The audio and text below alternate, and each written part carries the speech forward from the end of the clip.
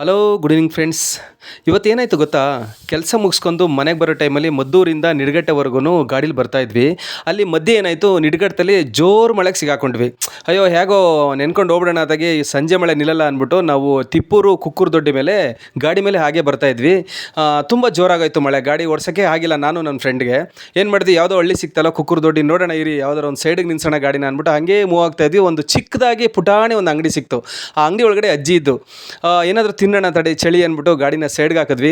ಅಜ್ಜಿ ನಮ್ಮನ್ನು ನೋಡಿಬಿಟ್ಟು, ಓ ಬನ್ರಪ್ಪ, ತುಂಬ ನೆನ್ಕೊಂಡು ಬಂದಿದ್ದೀರಾ, ಬನ್ನಿ ಸ್ವಲ್ಪ ಹೊತ್ತು ಕುತ್ಕೊಳ್ಳಿ ಅಂದ್ಬಿಟ್ಟು ಇಬ್ಬರಿಗೂ ಚೇರ್ ಹಾಕಿ ಸೇಫಾಗಿ ಜಾಗದಲ್ಲಿ ಒಂದು ಸ್ವಲ್ಪ ಕೂಡಿಸಿ ಅವರು ಅಂಗಡಿ ಒಳಗಡೆ ಹೋಗಿ ಕಡಲೆಪುರಿ ಮತ್ತು ಖಾರ ಬುಂದಿನ ಮಿಕ್ಸ್ ಮಾಡಿಕೊಂಡು ಹಾಗೆ ಸ್ವಲ್ಪ ಚೋಚನ್ನು ತೊಗೊಂಡು ನೀರು ತೊಗೊಂಡು ಬಂದು ನಮಗೆ ಕೊಟ್ಟರು.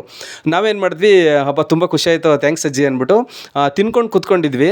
ಯಾರಾದರೂ ಬಂದರೆ ಕರೀರಪ್ಪ, ನಾನು ನಿಮ್ಮಿಬ್ಬರಿಗೂ ಕಾಫಿ ಮಾಡ್ಕೊಬತ್ತೀವಿ ಅಂತ ಮನೆ ಒಳಗಡೆ ಹೋದ್ರು. ಅಜ್ಜಿ ಬೇಡ ಅಜ್ಜಿ ಪ್ಲೀಸ್, ನಾವು ಹೋಗಬೇಕು, ತುಂಬ ಟೈಮ್ ಆಗಿದೆ, ಇವಾಗಲೇ ಮಳೆ ಜಾಸ್ತಿ ಆದರೂ ಆಗ್ಬೋದು, ನೀವೇನು ನಮಗೋಸ್ಕರ ರಿಸ್ಕ್ ತೊಗೊಳಕ್ಕೆ ಹೋಗ್ಬೇಡಿ, ಬನ್ನಿ ಅಂತ ಕರೆದ್ವಿ.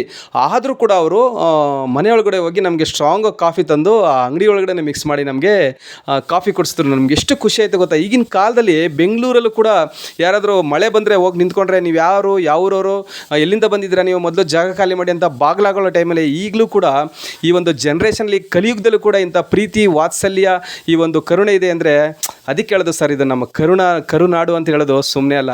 ಏನೇ ಇಲ್ಲ, ಈಗಿನ ಕಾಲದಲ್ಲಿ ಇಂಥವ್ರು ಇರೋದ್ರಿಂದ ಒಂದು ಮಳೆ ಬೆಳೆ ಏನೋ ಒಂದು ಸ್ವಲ್ಪ ಈ ಜಗತ್ತಲ್ಲಿ ಒಂದು ಒಳ್ಳೆಯದು ನಡೀತಾ ಇದೆ ಅಂದರೆ ಇಂಥವ್ರಿಂದ. ತುಂಬ ಥ್ಯಾಂಕ್ಸ್ ಅಜ್ಜಿ, ನೀವು ನಮ್ಗೆ ಇಷ್ಟೊಂದು ಟ್ರೀಟ್ಮೆಂಟ್ ಮಾಡಿದ್ರಲ್ಲ, ನಿಮಗೆ ದೇವರು ಚೆನ್ನಾಗಿಟ್ಟಿರಲಿ ಅಂದ್ಬಿಟ್ಟು ಅವ್ರಿಗೂ ಒಂದು ಖುಷಿಯಿಂದ ಹೇಳ್ಬಿಟ್ಟು ನಾವು ಹಾಗೆ ಹೊಟ್ಬಿಟ್ರಿ. Okay, good night.